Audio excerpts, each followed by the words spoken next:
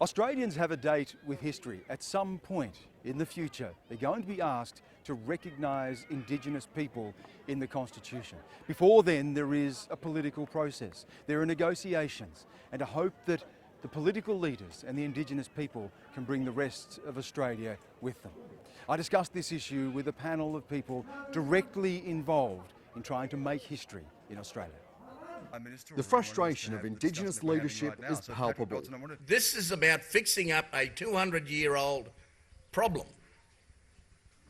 where we've been the playthings of governments, the play tools of every policy that's been made, every way in which we're to be treated. We've been the play tools of whomever has been in power.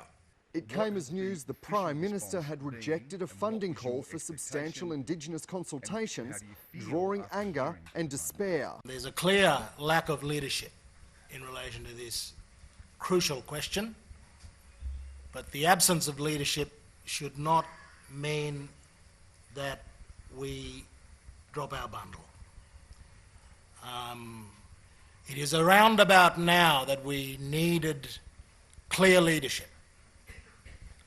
It is round about now that we needed clear leadership on recognition, and we don't yet have it.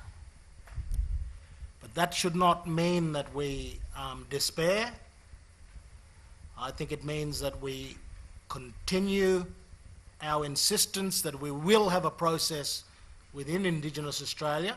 It's hard not to feel some despair right now when two of our leaders, greatest leaders, put up a proposal and it's just shot down. Causing even surprise from Labor Senator Nova Peris that this could be a position of her leader. If we don't have this convention for Aboriginal and Torres Strait Islander people, then I believe we are wasting our time, and it's important to have this, and that was one of our recommendations from the Joint Select Committee. It was unanimous that we support constitutional recognition. However, prohibition against discrimination was overwhelmingly supported by all the hearings that we had, and a convention for Aboriginal people.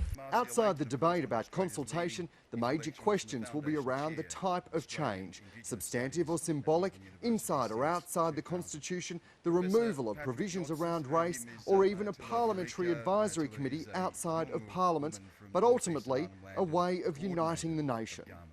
Sure, recognition is a mirror. This is not just about recognising the blackfellas. Recognition is about recognising the whitefellas as much as recognising the blackfellas. You will recognise yourselves when you recognise the original peoples of this country, their languages, their culture, their heritage, and to own their treatment over the last 2 centuries.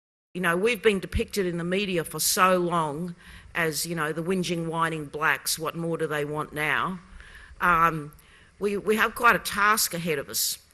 So I'm glad that Noel and Patrick are on the case and working together on this, because we do need one clear question and we need to be able to explain it very clearly to Australians.